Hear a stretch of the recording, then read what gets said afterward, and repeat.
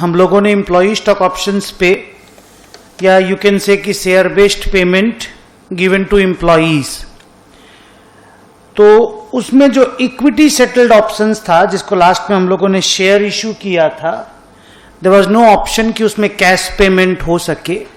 हम लोग उसका एक सम बनाए थे।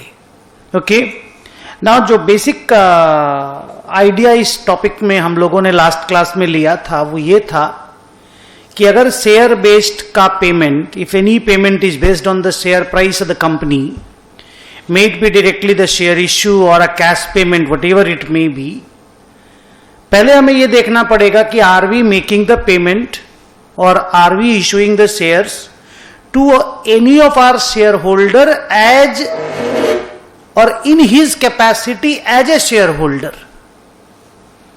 मतलब अगर हम किसी शेयर होल्डर को as a share holder share issue कर रहे हैं तो वो इस चैप्टर का डिस्कशन का पार्ट नहीं रहेगा, वो इंड AS 109 में इक्विटी ट्रांजैक्शन कहलाएगा। 2, अगर हम किसी से भी गुड्स और सर्विसेज ले रहे हैं और उसको हम लोग शेयर इशू कर रहे हैं या शेयर बेस्ड पेमेंट कर रहे हैं, तो जिससे हम गुड्स और सर्विसेज खरीदते हैं उसका फेयर वैल्यू निकाल के शेयर इशू का जर्नल एंट्री किया जाता है, जिसका एक कहानी आपको दिखाया गया एक सम में। लेकिन अगर इंप्लॉई को हम लोग शेयर इशू करते हैं तो इंप्लॉई जो हमको सर्विस देता है उसका फेयर वैल्यू निकालना ऑलमोस्ट इम्पॉसिबल होता है। तो उस केस में यह सजेशन दिया गया कि अपन जो इक्विटी इंस्ट्रूमेंट उसको इश्यू कर रहे हैं उसके फेयर वैल्यू को बेस बना करके अकाउंटिंग कर लिया जाए। लास्ट बात हमने किया था कि अगर इंप्लॉई को हम लोग ऑप्शंस इश्यू करते हैं जिसमें वेस्टिंग कंडीशंस होता है, तो during the period in which the vesting conditions are fulfilled, the expense will be booked in the profit and loss account in that period on straight line basis। उसमें अगर employee turnover वगैरह होता है तो उसका एस्टिमेट किया जाना चाहिए in order to find the exact number of options expected to be vested after the vesting period, because it is not required कि सारे एम्प्लॉई का हम लोग एक्सपेंस बुक कर लें, जबकि हमको मालूम है कि इसमें से 10-20% एम्प्लॉई तो वेस्टिंग कंडीशन फुलफिल कर ही नहीं पाएंगे, तो उनका एक्सपेंस बुक करने का कोई मतलब नहीं है।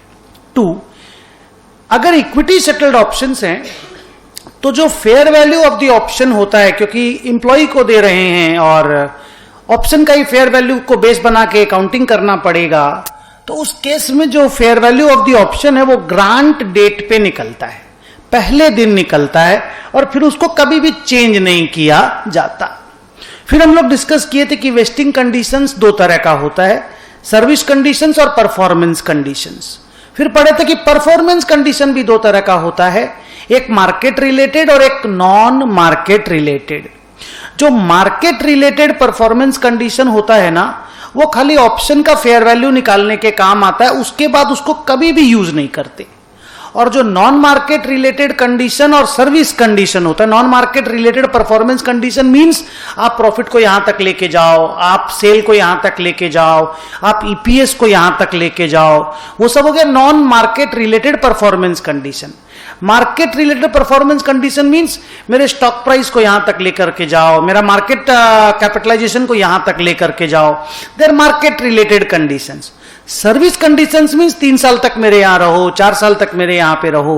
तो जो सर्विस कंडीशन और non market related performance conditions है ना, वो नंबर ऑफ ऑप्शंस को डिसाइड करने के काम आता है। जैसे आप अगर देखेंगे यहां पे देखिए, ये जो 91% मल्टीप्लाई हुआ, ये 91% मतलब हुआ 9% लोग छोड़ के जाएंगे। ये जो 89% है इसका मतलब हुआ कि 11% लोग हमारी कंपनी को छोड़कर जाएंगे। ये जो 82% का मतलब हुआ कि 18% लोग हमारी कंपनी को छोड़ के चले गए।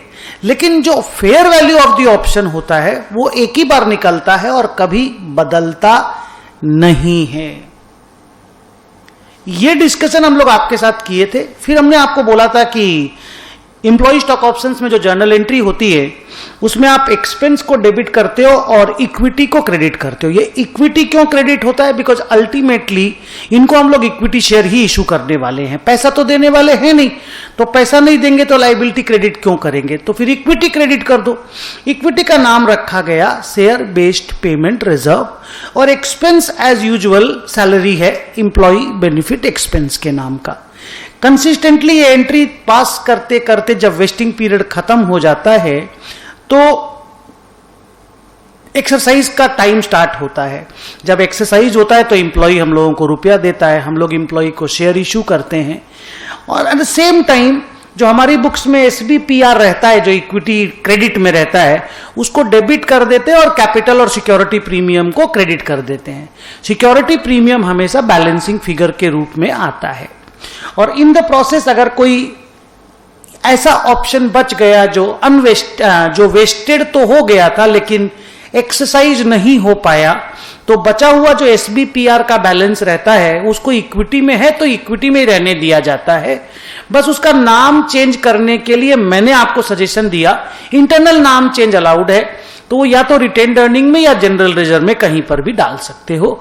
People generally transfer it to general reserve